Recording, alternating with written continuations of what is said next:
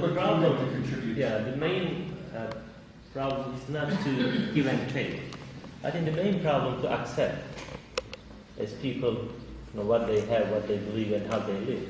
It is not a matter of give and take. Of course, powerful nations, powerful regions and civilizations, they are always on the giving end. That is a historical and sociological fact. Here, I think we should be able to see Muslims, Christians, or Jewish people as they are and who they are. And we should perceive them as they describe themselves rather than trying to attribute certain qualities on them. Otherwise, I cannot tell you that Muslims should be able to give this to Americans or Americans should give this to Muslims. That's my answer. I cannot tell you as a Muslim, I don't know what I can teach you. I don't know. So within the course of natural exchanges, that should emerge. Otherwise, as a Muslim, I cannot have a systematic and political agenda of teaching Christians or Westerners about my values. I was just going to say, from an educational standpoint, we talk about many of the great things that the West, has brought mankind to such a pinnacle, but only because of things in the past that have happened. For instance, the Ottoman Empire helped to expand mathematics, science, astrology, all these things that we continue to grow upon were based on things that happened in Turkey and the whole Ottoman Empire, which, when you want to know what Turkey has to offer, Turkey has given in the past much, and now there are other countries that are using what we have learned from, just like we've learned from the Romans and other civilizations, China. I think that, unfortunately, people don't see that, though. They forget about it. We forget our history, then we forget a lot of stuff. Just one last, real quickly, on the what did you call it, defacement of or destruction of the Quran or some news? Mm-hmm. Targeting the Quran by a soldier, and he put it as a target and a shoot. And you mentioned that, is this a sign of a new crusade, or is this it may be interpreted. This kind of symbolic, even if it is an isolated event, can be used and capitalized on. Otherwise, it's not my own view. I don't see a behavior of one soldier representing all the American military. Right, and so that's what I would hope that you would see those types of actions that are picked up as isolated. But when the media reports it, that becomes a different issue. Yeah, and it's just like in Denmark. What do people first think of? It's not the Center for Christian and Muslim Studies, which exists, and it's equally shared entity with board members that are half Muslim and half Christian, and it's operating there for at least 10 years. It's a great study center, but you don't read about that, and that's the tragedy. The same as these isolated events that have taken place among Christians here in Turkey most recently, in Malatya or in the north. That I pray those are just isolated events. They become symbols, and that's the problem. Yeah, in the media, right? Yeah. Become politically used. Okay, we had a difficult topic, but a very good discussion on it, and so thank you very much. It's a pleasure.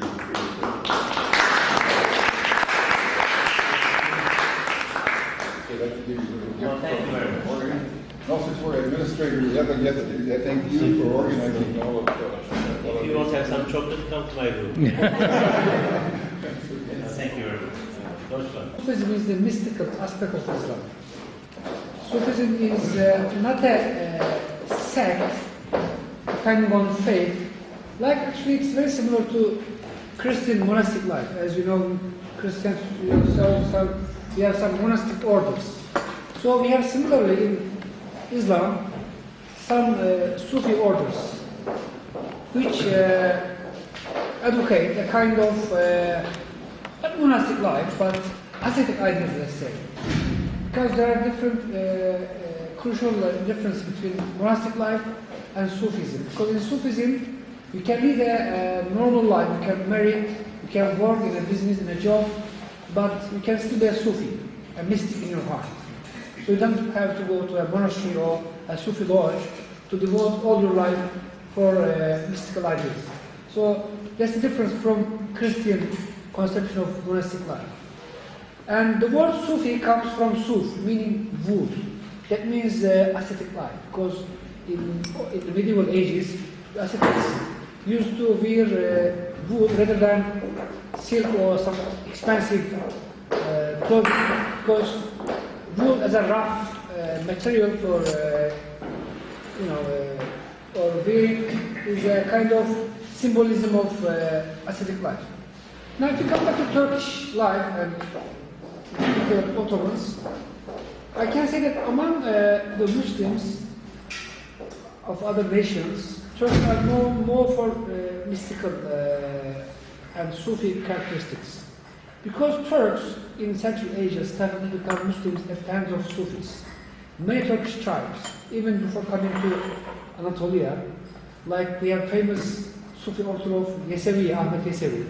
He was a first Turkish Sufi sheikh who established a Sufi order in Central Asia, where now his tomb is in Kazakhstan. You heard about him. He's so famous among the Kazakh and Kyrgyz Turks.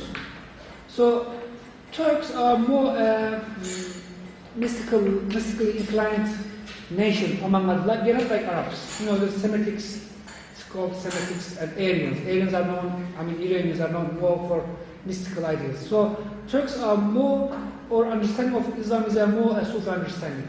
Even though most Turks do not belong to a Sufi order, but they belong to a Sufi mentality from their traditions, from their bringing up. Hence, you will see a lot of celebrations, and I heard that you watched his Rumi Sema. I don't know, why did you watch it in Konya or in Istanbul? İstanbul. In Galata.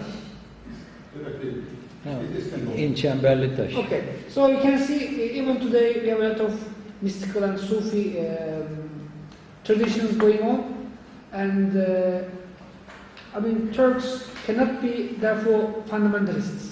For example, you can see in Saudi Arabian Arab countries a lot of fundamentalist movements, but you can't get it here in Turkey because of this Sufi, and because Sufism is more global, more human. Hence, Rumi became like a universal poet now. It's the bestseller after the Bible in the States, I heard. Correct. So, why? Ibn Arabi, again, another great Sufi thinker.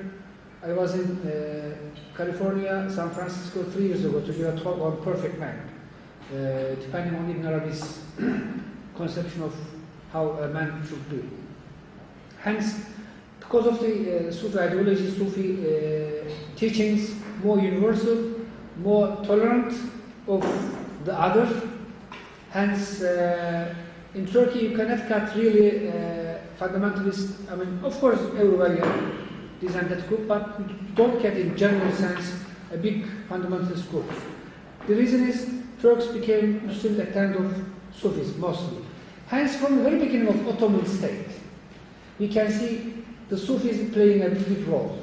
The first Ottoman king, Osman, the state took his name, and his father-in-law was a Sufi.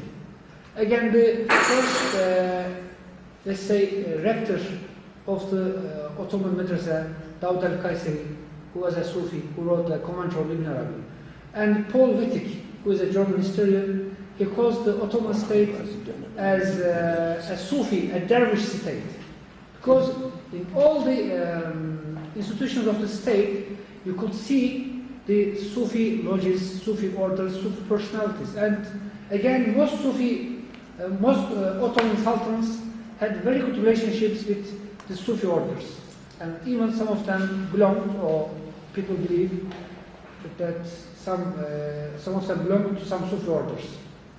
Hence, Sufism was very much popular in the Ottoman state, in all over from the very beginning up to end. But of course, in the 16th, 17th, 18th centuries, there were some clashes between the ulama, the scholars, and Sufis. Hence, a little bit Sufism was disgraced. Well, at that time, all the Sufi orders had a lot of good relationship with all kind of ulama and also with the government officials. And when the army went to the Balkans, then the Sufis would participate in this army, not as fighters, as a more moral kind of officers, let's say. But this very positive attitude towards Sufism changed after the establishment of Turkish Republic in 1923, and because Mustafa Kemal, who is the founder of the state, who wanted to modernize the state. Of course, to modernize the state, there was some blocks in front of this.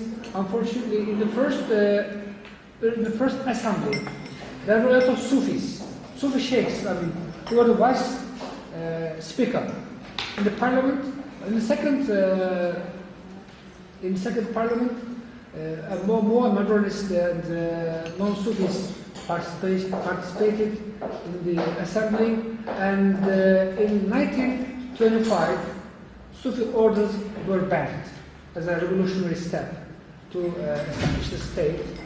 And all Sufi orders, all Sufi titles, Sheikh, Murid, the disciple, whatever you can imagine, all these are banned. And the Sufi lodges are converted into mosques or they were just demolished.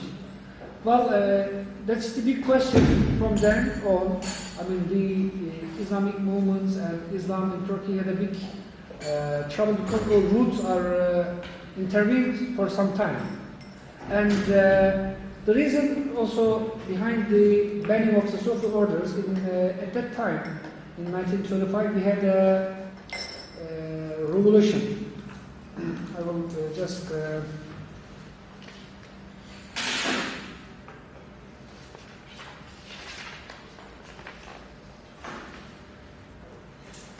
Yes, in 1925, Sheikh Said, who was a Naqshi Sheikh, revolted in the east. Of course, there are a lot of stories that the British supported him against the Turkish Republic so as to get Iraq, the oil again. Oil comes in the scene. But whatever is the reason, Sufism are banned, and from then on, Sufism as an institution is banned in Turkey. You cannot be a Sufi Sheikh formally. Of course, but having said that, Sufism didn't disappear in one day. So what happened? All Sufi orders went underground. I don't know how it could be your reaction if you ban the monastic life in the West. I don't know whether we have in the States any monastic life going on. When? Well, some. I was in Britain for 5 years. I was always checking, but I heard it declined. Very few people now become monks or nuns anymore. Because the modern life killed, especially the positivist approach in the 19th and 20th centuries, killed many this ascetic lifestyle. But today, I believe, again, after this all experience of materialism and positivist approaches, now people are starting to become, again, more spiritual, more ascetic. Therefore, in the West, we see a lot of Indian, especially Buddhist, mystical movements going on, and there are a lot of followers. And in Turkey today, Sufism is quite popular because in our genes or in our historical background, there are always Sufis playing a very important role. Hence, today there are a lot of Sufi groups in Turkey. I will mention some of their names and their approach to politics as well. The most important Sufi order in Turkey nowadays is Naqshbandis. And Naqshbandis are different, again, groups. And I will talk very shortly about their approaches to politics. Like the Iskender Pasha Mosque, which is the main group behind Erbakan. It was a political Islamic party for a long time. It changed always names because the Constitutional Court always closed down this party, blaming it that it depended on Islamic or religious values because it's against the Turkish secular system. Hence, one of these groups supported a political Islamic movement. And when Zahid Kotku, who is the Sheikh of Erbakan, passed away, his son-in-law took the Sufi order and had a conflict with Erbakan. Then we see when this conflict happened, the Sufi order was almost demolished because the political party was so strong. So the political party, which was originally came from an order, absorbed the order. So the order almost disappeared. We have another Sufi group that's called Erenköy group from the same Nakshi tradition, but they are known for their anti-political stance. Some of the Sufi groups in Turkey are very much against politics because they say politics divide people. And also it's my opinion that religious people and clergymen or imams shouldn't enter into politics too much because in politics it's always fighting of interests. As a theologian, you should be a little bit, far away from politics. Daily politics is destroying any religion, not only Islam, Christianity, Judaism, whatever religion is. And lastly, I want to talk another group, which is called Ismaila group. These are more concentrated in the Fatih area of Istanbul, and they are well known for their very traditional dress. I mean, ladies have all chadors and men have big beard and stuff. And these are used, unfortunately, by the media. Whenever they want to create an atmosphere against Islam, a negative atmosphere, they always bring up these pictures from this area, people with big beards and, ladies all wearing chadors and talking Islam is a backward religion. And unfortunately, this group is very much abused by the media.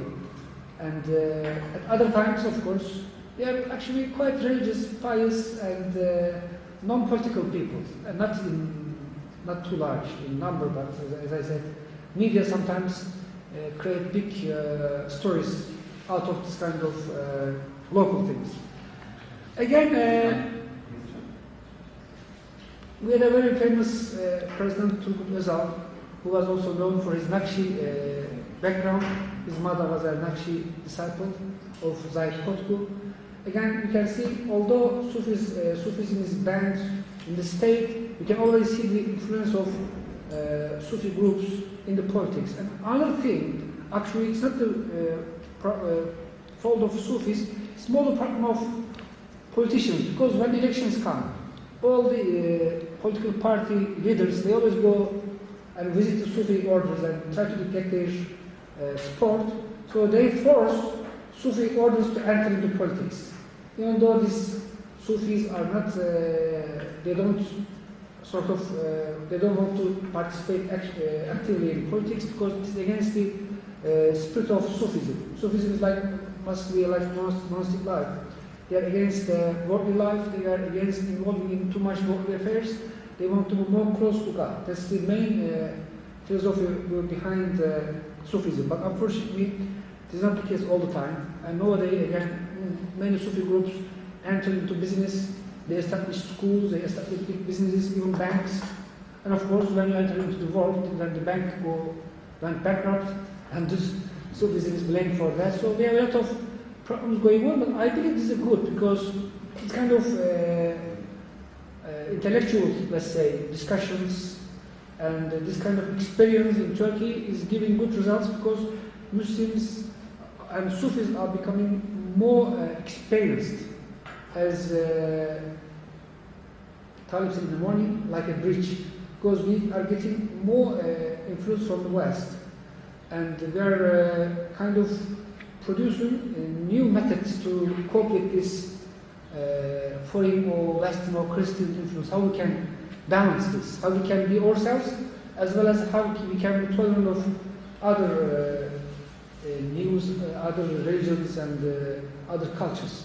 Hence, I think Sufism is playing a big role in Turkey, not only from political aspect, also in trade, in business, in education. And also after these European Union these negotiations, I think people in Turkey are getting more personal freedom, more freedom of religion. Hence, more spiritual movements are in the public. You can see and you can watch films on TV. And again, I think this process, if this continues like this without any military intervention, we will get a lot of good results. But unfortunately, most of the time in Turkey we have these military problems, and all our experience, this good positive experience, is cut in the middle of, without perfection. Last, I would like to just mention about some Alevi Sufi groups. So all these Sufi groups are mostly supporting rightist parties. Exception is Bektashi Alevi, Bektashis in particular. They were banned in 1825, a century before the Sunni Sufi orders are banned. The Bektashis are banned in 1825. And these are known more for leftist ideology, and whereas Sunni Sufis supporting rightist parties, Alevis or Bektashis are supporting more leftist parties. So in Turkey, in whichever party you go, you will get a kind of Sufi order support. In my opinion, if these activities go on like this, we will get a lot of good experience of how Sufis, unworldly people intervening in worldly politics and business, and what's the outcome. And I believe we can all experience again from the great Sufis who lived in Turkey, like Rumi, like Ibn Arabi, he lived in some time, and we have another very famous Sufi poet, Yunus Emre, whose poetry was also translated into English. And we have a lot of very universal, global ideals, teachings in our Sufi things. This is my summary. So in Ottoman times we had full support behind Sufi orders, and in Republican times it's banned, but still it goes on as a culture, and it's still very strong. So any questions? Welcome. Okay, thank you very much, Süleyman. I am the moderator again, but I am the test so I will not be so strong, and I need my own moderation. Let's keep up with the question. Okay. Two questions. Are Sufis in any large numbers in any other countries, or is it predominantly in Turkey? The Sufi orders are? Well, Sufi orders are almost everywhere, all over the world, but in Arab countries they are less, like in Saudi Arabia, in Kuwait, or most Arab countries, except Egypt. Egypt is also and the reason why in Arab countries, because Wahhabism is against Sufism. Mystical life believes in a closeness between God and man. Again, another thing for you as a theologians, Sufism is more close to Christianity, and our Sharia understanding is more close to Judaism. I mean, there's no division in Islam, but if you divide for the purpose of learning, Sufism is closer to Christianity because it's more spiritual. And Sharia and the legal aspects are more close to Judaism. So this area, this part of Arabic world, is very much against Sufism, because they believe that Sufis are like polytheists, believing they worship their saints and stuff. Hence, they create the enemy, the other. These Arab countries are the Sufis, not the Americans, which is good. Second one? Are you satisfied with the first one? Yes, thank you. Because it's my job to make you satisfied. Well, that's another thing. Why you punishing? That's one thing. Also, Sufism is very popular in India, in Pakistan. So non-Arabic speaking countries, Sufism is popular. Arabic speaking countries, with the exception of North African Arab countries, Sufism is very not popular at all. Thank you. And thank you for talking about this. It's very interesting. I don't know if you explained, or maybe I wasn't listening, the difference between the Sufis and the more mainline, like the Sunnis and Shias. They're mystic, or they have the more spiritual. Can you give examples of I can understand. Sunnis and Shiites. the Sunni and Shia Yeah. groups? Sufis, how are they similar or how do they differ? Okay, in every group there are Sufis. Sunnis and Shiites, as you know, is not a mystical division. So you get in Sunnis, Sufi groups, also in Shiites, Sufi groups. But in Shiites, it is less because Shiites you don't need a Sufi. You don't have to, because Imam plays the role of the Sheikh, the Sufi master. So you have the ideal Imam, which is sinless, like the Pope. So why you need another Sufi master? Whereas in Sunni system, there is some space for the Sufi master. So it's more a Sunni movement. Because in Shiites, there is no need for spiritual training, because the Imam who is sinless can play the role. So a Sufi, what is the theology or the parts of the mysticism or the mystic parts? Okay, the Sunni Sufis claim to believe the Sunni theology, or Professor can explain that. But in practice, of course, they always go to the conception of unity of being, like more pantheistic kind of things. Because they say we experience in this life, and we believe that we are part of God, we are shade of God, kind of thing. Whereas in Sunni theology, there is a strong division between God and man. We are here, we are man, totally separate, where God is there. Maybe I think in Christian you can understand this unity of being better than us because of his Jesus' special status, like Son of Man, Son of God. So we have these conceptions in Sunni, therefore Sufis are always persecuted. Because they claim, oh, I am God, or I am the real. Because when you have this experience, mystical experience, you feel no difference between you and God. You feel as if you are God, or you feel a part of God. Hence, although Sufis claim to believe all the Sunni theology, like we are very famous non-Rabbani kind of Sufi theologians as well, but nevertheless, in practice, we have always these aesthetic proclamations, and some of the Sufis are hanged also in Ottoman times for this kind of very aesthetic love kind of singing or declarations. I mean, Sufism is more experiential. It's not more to do with letters and learning. It's more experiential Islam. Okay.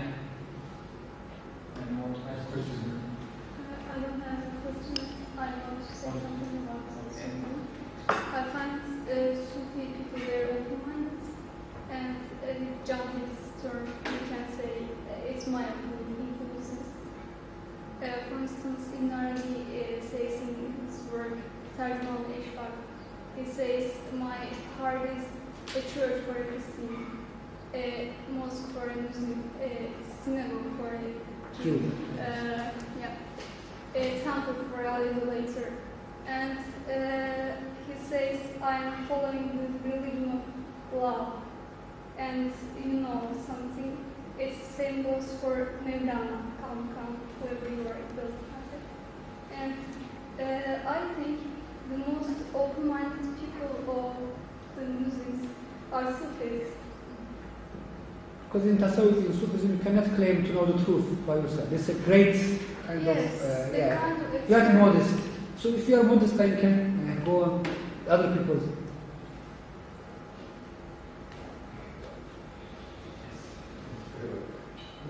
Question. Well, you have some of them. Are there Sufi practices in the home? If you follow a Sufi group, yes. Now, Sufism is more something at home. I mean, you can do it like, or most important thing is the chanting the names of God. Every Sufi group have a certain number of chanting the names of God. If you belong to a Sufi group, every morning or in the afternoon, whatever time is prescribed for you, you have to mention the names of God. Also, it's a more ascetic lifestyle. You shouldn't be worldly too much. You shouldn't kind of give all your time for business, for jobs. Ibn Arabi says, if you can get a month's salary in one day, do it, and 29 days you don't have to work. Which is a very Ibn Arabi, who is a famous mystic guy, said if you can, like you're a doctor, in one day you can earn the amount of money that you can spend a month, then do it. Don't work like a slave a month. Well, of course, he says the rest of the time you should devote to God, to the society. It's not saying just sleep lazy, but So that's the Sufi mentality. Not too much involvement in the worldly life, in earning money or being materialistic. And there are other Sufi also practices, like Sama is one of it. You can, of course, you can't do it at home by yourself. It's done in a group. And again, fasting is more personal thing that Sufis do. Hunger, we say, gullet kelam, gullet manam, gullet ta'am. Sleep less, talk less. And eat less. Eat less, which I don't do any of them. They all I talk more.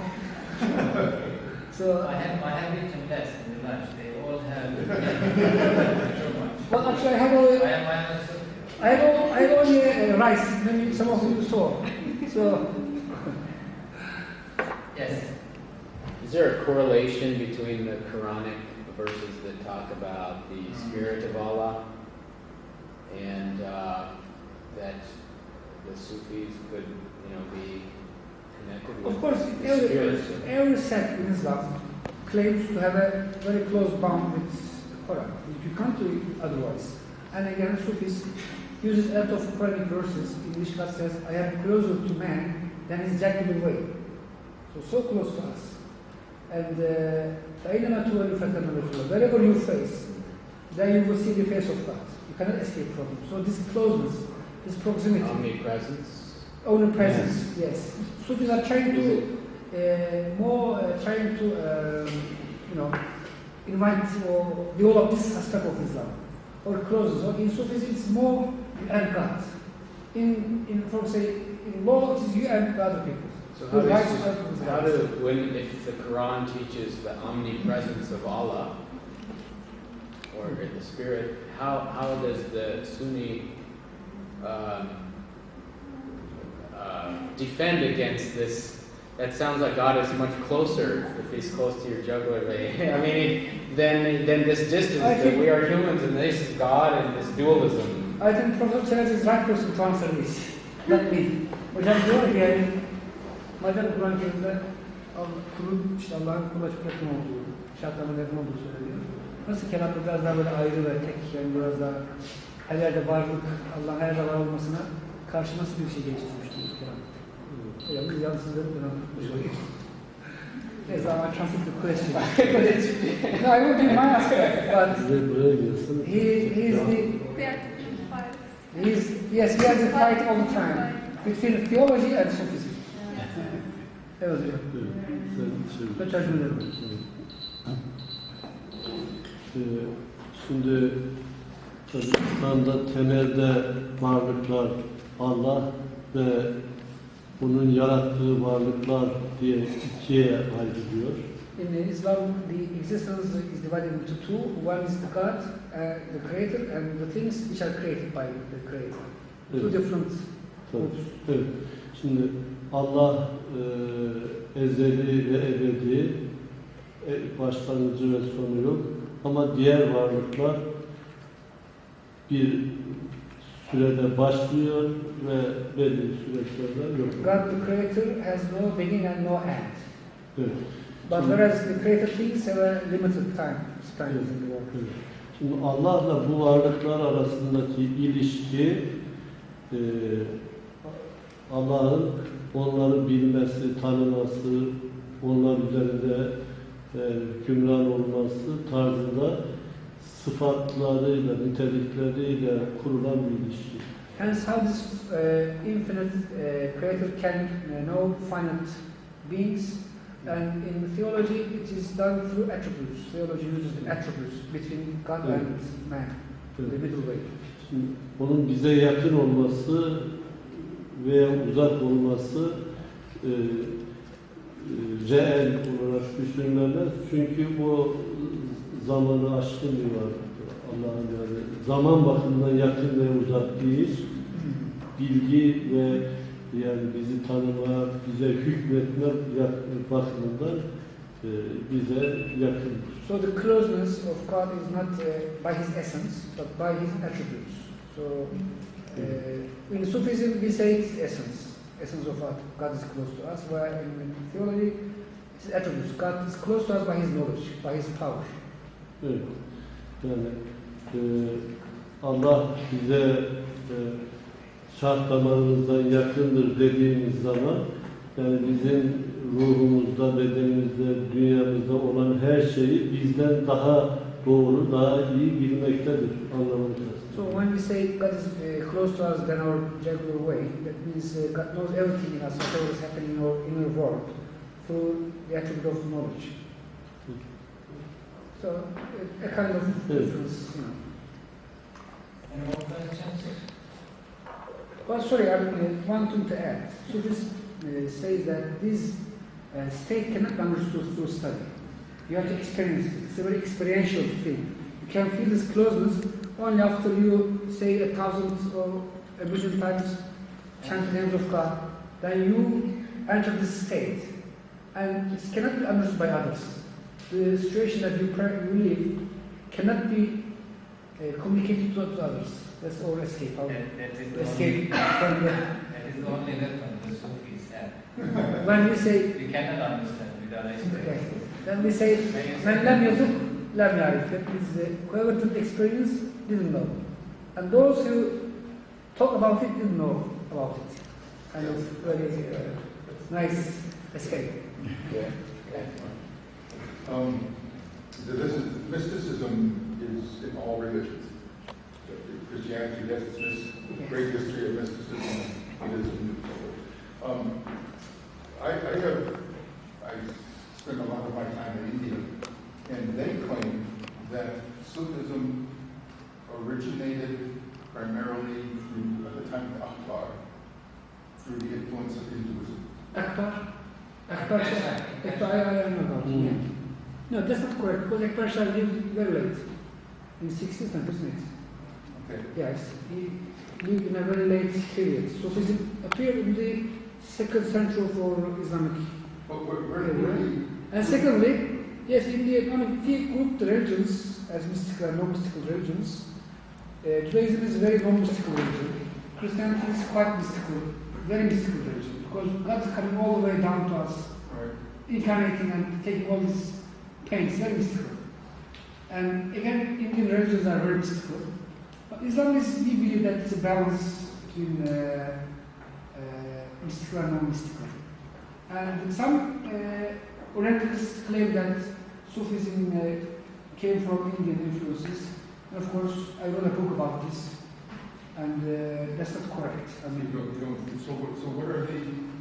Well, the difference with Christianity is that God became a real human, not a mystical, a real human. And so it has both the relationship, the direct relationship with God, because he was human in a human form.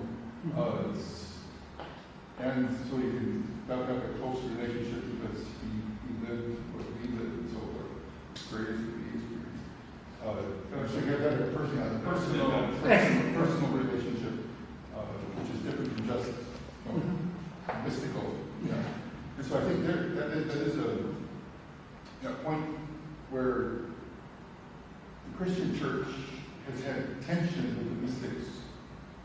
Christian mystics. There's always been a tension with the Christian mystics. Similar, well, I can't say we're about Islam directly, but also because of this, that the source of revelation and the source of is it experience or is it the written word? Right? Is the source of is our goal to obey God or to experience God? And is our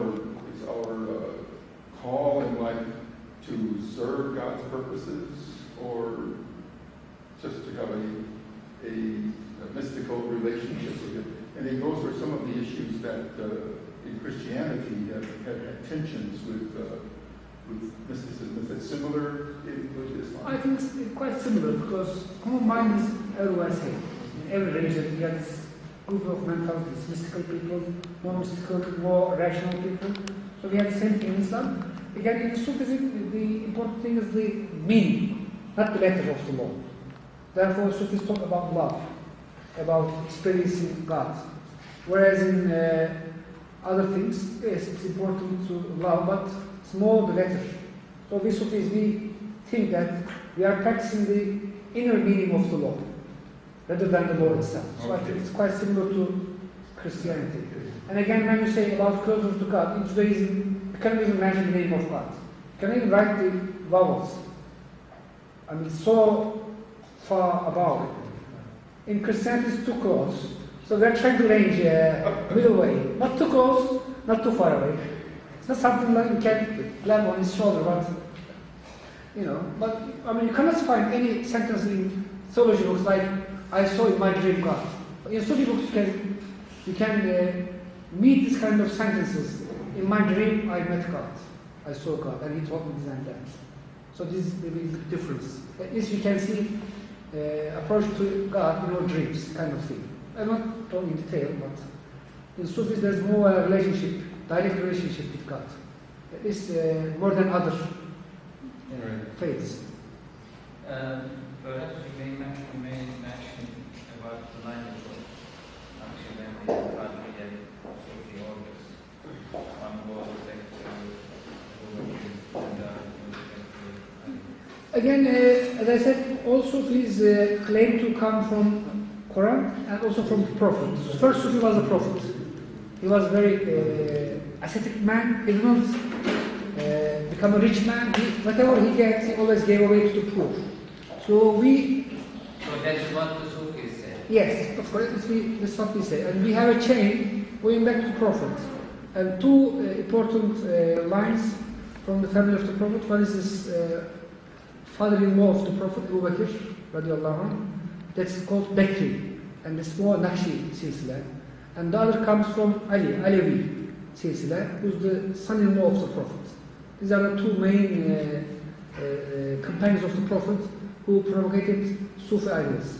Hence, again, even in some socialist countries, they said the first communists were Sufis, because they didn't believe in private ownership. Because Sufism advocated so much about sharing and caring. Hence, they said the first communists were Sufis. And, in Russia at that time, they had a lot of particular interest in Abu Zar, a companion of the Prophet, who went from door to door and warned people that you shouldn't be rich, you should give away whatever richness you have.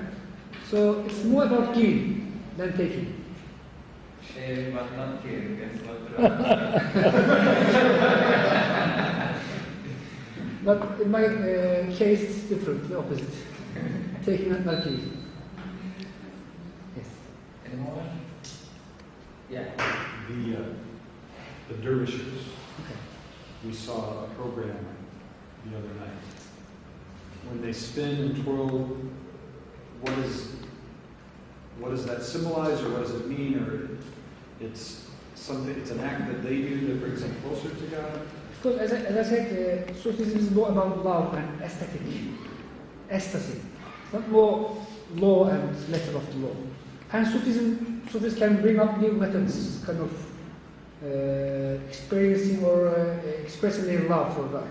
And Rumi, one day he was passing from this goldsmith street. They were beating the gold, and the voice, as it came to his ears, they are chanting the names of God. For a Sufi, everything is living. The trees are living, and they chant the names of God. And he just became aesthetic and started to dance, spin around himself to express his ecstasy. So Sufism, therefore, that's the one thing why Sufism are always criticized by theologians, because theologians claim that Islam is unchangeable and there Sufis bring new methods, like chanting the names of God in a group, like dancing, like using music. So these are not allowed in Islam. But Sufis always try to bring a little bit new kinds of expression. They don't change the main core of religion, but they always bring new dimensions, new approaches to religion. Hence, because of this, they're always frowned upon by the theologians, saying, oh, You use music, you dance and stuff, and it's proper. And that will continue, of course.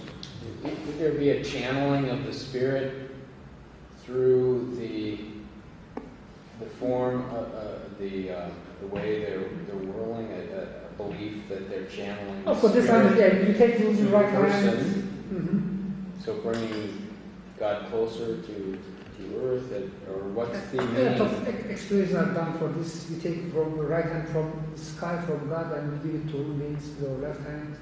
There are a lot of things. Again, it's like a tool. Your hat, long hat, is like your tombstone, and you write down your dead, so you think of the dead. And there's a lot of very important practice in Sufism. Every day you have to contemplate death, how you die and how you give account to God. So death is again a very important thing in Sufism. It's called contemplation of death. In every Sufi order. Every day you bury yourself alive. And you face God face to face and answer his questions. What have you done with your life, with your money? So it's like a more love relationship with God. Did I answer your questions slightly? Yeah, I have to comment. Is there a possession, like a spirit possession of where they actually become? Okay, in Sufism, it's called fena, where human loses his conscience, or like you put a dagger into a fire. Fena fillah. Yeah, after a time, the dagger becomes like fire. So if it says fire, yes, it's fire, but it can burn you. But it's not fire. It's still iron. So in Sufism, we have this similar metaphor. So you can lose your conscience with God. You don't become God. That's the difference. That Like the sun, when the sun comes, all the stars disappear. Kind of thing. is that why it's banned in Turkey, or is it more because of the political activism? I mean, in Turkey, no one wonders about the theological outcome of Sufism. They're happy with the political outcome of Sufism. It's more, again, at that time, it was banned because they were seen as blocks against the revolutions. Because Sufis are always very well organized groups. Because the Shaykh, the disciples, very well organized, like the NGOs of today. Therefore, they were banned. Not because of their belief in the unity of God, because the secular government didn't care what to believe in. So it's not out of theology, it's more out of politics.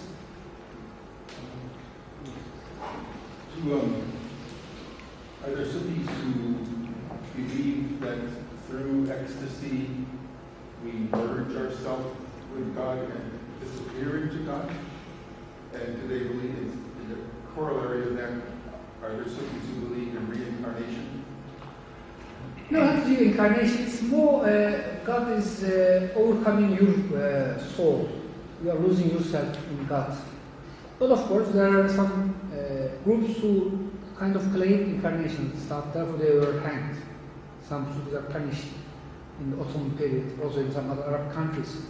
But mostly it was more about losing your conscience in the mighty power of God. When you feel like you look at the sun and you can't watch it, you lose yourself, or the stars disappear, kind of thing. And again, the trouble is here, Sufis say that it's not something we can tell you, teach you, it's more out of experience. We have to experience this. That's the difficult thing. Between theology and between Sufism, that's a difficult thing. Yeah. One of the things in Christian mysticism and Christian theology is your experience of the love of God must express itself in your love towards others. Yes. Just Love your neighbor. Yeah, just to love God is meaningless, it's pointless. It should be. This is the same in Sufism. And so Sufism, We say loving the created for the sake of Creator. Loving the created for the sake of the Creator. And and in Christianity, it has expressed itself historically in service to the poor, in medical care, in and so in many organizations, service organizations, and service. When you teach English to help people. It's the same. So as I said, the general declarations of all religions are the same. Like in Christianity. So do you have Sufi orders, Sufi people who now live a life of service in the community? Yes. Most of the orders today do a lot of social work. Like they have Islamic foundations, soup kitchens, and we have a lot of stories of how Sufis are trained. Sufis are not trained in schools like this, reading and writing, like famous Bahauddin Naqshband, very famous founder of Naqshbandi order, said, I was trained 7 years serving the roads. I was cleaning the roads, sweeping the roads. Other 7 years, I was serving the animals. I was healing the wounded dogs and birds and stuff. Another 7 years, I was serving human beings. So, service is very important. So therefore, it's more experiential training rather than educational or reading or writing, intellectual training. If you join a Sufi order, they don't ask you to read a book. They can tell you, can you please clean the toilets? So to break down your ego. Then we have a lot of famous Sufis. They were Sufi judges, very important. I will give you one example. Aziz Mahmud Hudai, who has a tomb near Üsküdar. He was a Sufi, he was a judge in Bursa. Very famous, prestigious job. Then, after some shocking events, he wanted to become a Sufi. Then he joined the local Sufi order. And the first thing they said, you should clean toilets, you should do very, very bad jobs, like selling liver in the market. Imagine that you are the governor of Texas and going to the market selling these blood, livers. And so, of course, he overcome his ego and he became a very famous Sufi. So the training is very different from the... all of these practices come from India.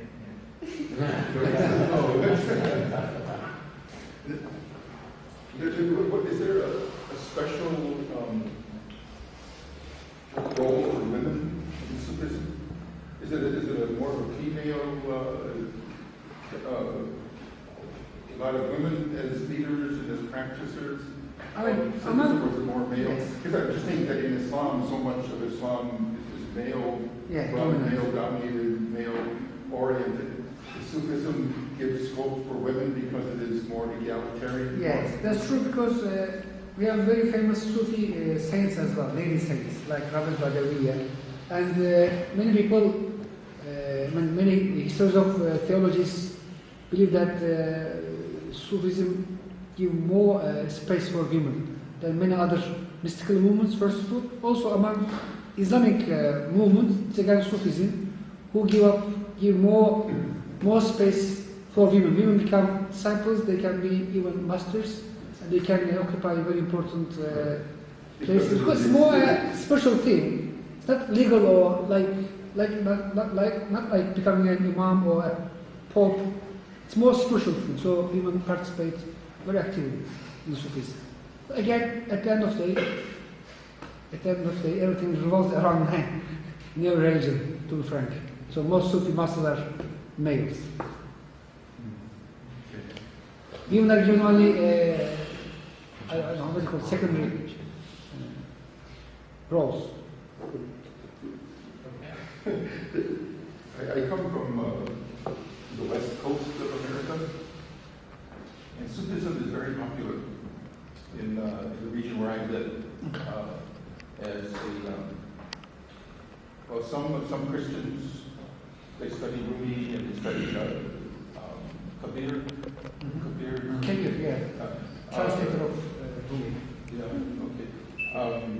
And some of them use it as kind of a supplement to this inspirational part of their Christianity. Some people replace, this becomes their religion. They become follow Sufism. They don't go to church anymore, but they just go.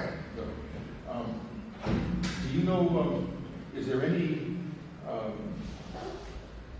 attempt for Sufis which is the place where Sufism has been practiced longest is in Turkey. Has there ever been are there still any people who try to or offer to go to other countries instruction and Sufi leadership?